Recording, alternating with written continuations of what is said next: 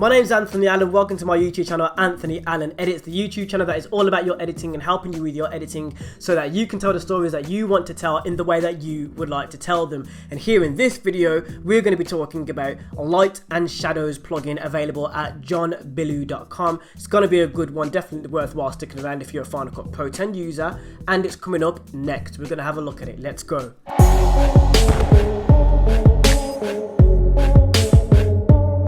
Okay, so the plugin that we're going to have a look at today is one available at johnbillu.com, and it's called Lights and Shadows. And this is the page that you're looking for if you're going to download it for yourself. And the pricing is $39, down from $79. So we're going to have a look at this plugin today. We're going to give our verdict, our opinions, and have a look at what the capabilities are of the plugin. Again, I always say that a great plugin is something that saves you time or solves a problem. So we're going to have a look at this plugin firsthand within Final Cut Pro 10. It's also my first time looking at the plugin and what it can do. So let's have a look at Lights and Shadows within Final Cut Pro 10. Okay, so here we are inside of Final Cut Pro 10. I'm going to be using some stock footage today, and it's of this ballet dancer, and I'm just going to quickly skim through the shot so you can see what that looks like firsthand. Now, there is nothing on this shot just yet. There are no effects that I've added to this shot. So what you want to do to find your downloaded plugin is go to the effects panel, which is this icon here. You click on that, it opens up your effects. This is the thing right here, this thing, right? And then we're going to go down to Lights and Shadows for Final Cut Pro 10, and that is what we're looking for. So there were actually some shadows called a Caloris. We've spoken about that previously on our channel as well. It's called cookies. Cookies is a short word for Caloris. You have the accent lighting, and you have light bulbs. Brilliant. So what I'm going to do is I'm going to drag light bulbs over to the shot, and we're going to see what this can do.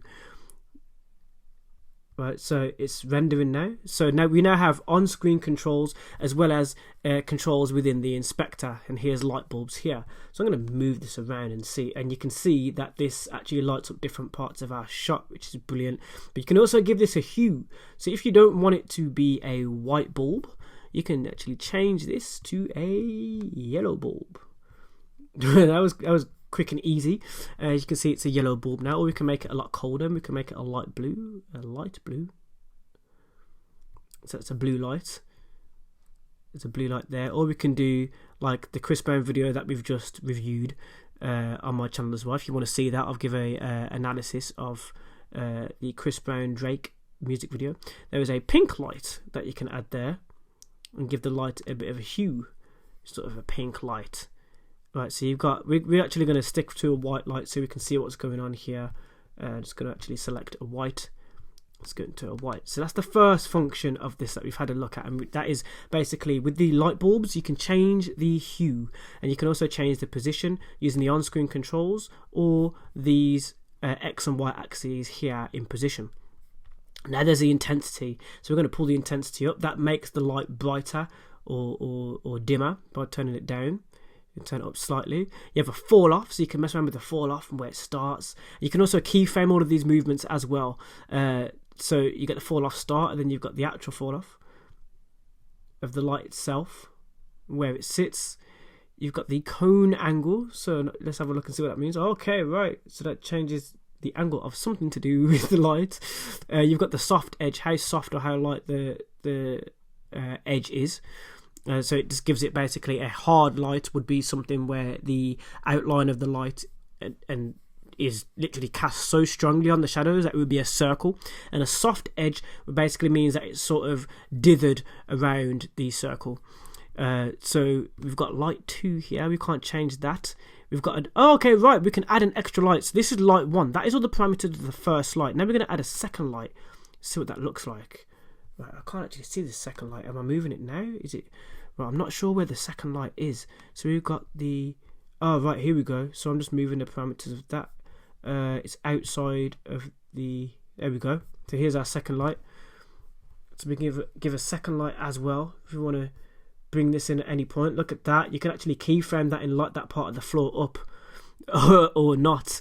And you can keyframe all of these movements. So there are, you can just keep adding lights actually. Look at that. You've got light 5, light 6, Right, so that's a good thing to play around with. It will take a little bit more time to, you know, learn this plugin, but I can see why it will be useful. I can see why people will need this plugin, especially if you've got a shot where you are not in control of a light and you can add spotlights like we've just shown here. And we're going to try accent lighting. So let's try that. We drag that in. Wow, so there's a lot more going on here. We want the preview to fit the screen at the moment because it fits, but there's a lot more going on here. There's a lot more to play around with. You've got ambient light here, but you have to move each individual light and change the hue of each individual light, and maybe you could keyframe the movement. For example, let's try one now. We're going to go on to the main light here, and we're just going to slowly turn up the intensity over time. So I'm going to keyframe at the first frame here, and then I'm going to put it through to, let's say, this mid frame at this point, and we're going to pull up the intensity now. It should automatically create a keyframe where it's pulled up the intensity. And what we can do now is we can show the video animations, for example. So let's show the video animations. You can see the keyframe points. Another thing we can do is, while we're at this point now, you can just take the fall off all the way out, for example, to this point. We can go back to the previous keyframe point, and we can just leave it actually, or just create another one by clicking the keyframe, and that should change the intensity of that light from this point to this point. Let's have a look at that. Obviously it's not rendered, so it's at a really jarred pacing at the moment, but yes, so let's find out what the Caloris does as well. So we can add that in as a Caloris at the same time as the light, and this should basically give a contrast to the lighting. So let's hide the lighting at the moment, and you can actually add the Caloris into there. So the cookies that we had beforehand, you can actually add an image in at that point. At the moment there are various ones that we have. So we've got blinds. Not sure how that one helps. I'm not sure about that one. Blinds 3, blinds 4. There we go. That's better. And we've got blob, which has been given. And we also have window. Right, so the window is in white, so I'm not sure if we can actually change that colour, but what I know that we can do is we will actually be able to add our image of our cookies that we've downloaded for free from johnbillu.com. You can blur this as well. See, it's blurred at the moment. We can take the blurring out. You can change the opacity of this as well, so it gives it just that slight, you know, that parameter that you can play around with, so forth. But yeah, I see why this works. I see how it works. You can also change the blend mode, for example. You can change it to a soft light. If you wanted it at a soft light, that absolutely gets rid of the whole entire thing. I can see why it would work for some. It might not work for many, as there is a lot to learn when it comes to the Light and Shadows plugin, but it also does give you, it solves a problem. It does give you more parameters for your lighting and what you can do with your light within Final Cut Pro, especially in terms of cookies, like we've spoken about in previous videos. But my verdict is on this plugin. It's definitely for those of you who are struggling with the lighting within a clip and there's more that you want to do with it. This gives you more options for your light and shadows within a shot. I see why it's helpful. I see that it's not it might not be for everybody, but it's still a great point. But this does give the post-production editor the option of playing around more with the light and changing a shot completely to make it look like something different, to make it look like something entirely different from the original clip. I mean, let's press play now.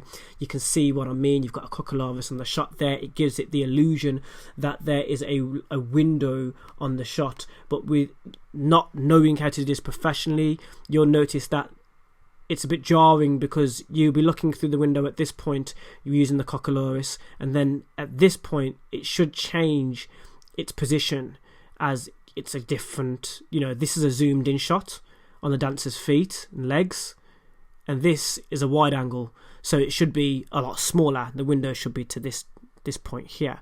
So it just takes a little bit of playing around with. Definitely a plugin that I would recommend for those of you who really want to take it a step further if you're already playing around with the lighting within your clips. So Light and Shadows plugin, what do you think? I want to hear your thoughts down in the comment section down below, and I want you guys to hit the subscribe button and the notification bell if you want to learn how to edit. It doesn't matter if you're a Final Cut Pro 10 user or not. I help you with other different types of forms of editing, not just video editing and not just Final Cut Pro 10, other platforms and editing techniques and plugins and so forth to help you so that you can tell the stories that you want to tell in the way that you would like to tell them with full creative control.